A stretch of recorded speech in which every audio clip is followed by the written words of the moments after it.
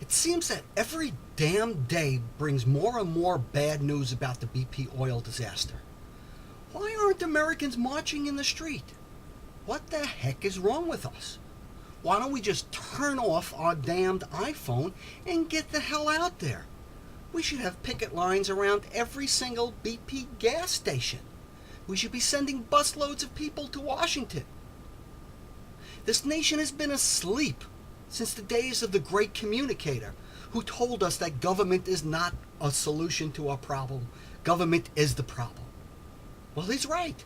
Of course government is the problem. When it has been run into the ground, when it has been completely emasculated, then government becomes the problem. But of course, when you have a really big problem, as Governor Bob Jindal has found out, then you remember, oh yeah, there's a government that's supposed to help me. Too late, baby.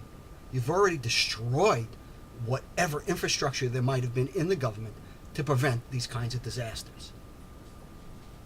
So why don't we wake up? Why don't we wake up and smell the crude oil? I don't know what we're waiting for. I have to thank my friend Betsy for sending the following, which she had gotten from a friend of hers. Here's one way of dealing with the BP oil disaster. Take the top 10 executives and put them on a reality show, kind of like the Donald Trump show. Then we follow them around with a camera and we record everything that they do. Then at the end of each week, we see if they've solved the problem yet. If they haven't solved the problem, the audience votes who will be put to death. And we choose one executive, and they're put to death.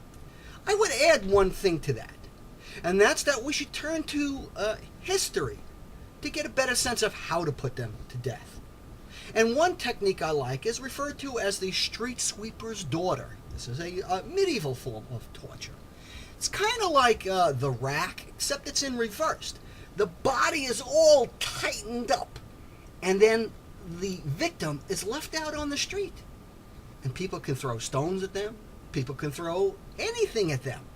And they may stay in that position all tightened up, wrapped up like a ball for weeks or months until they die.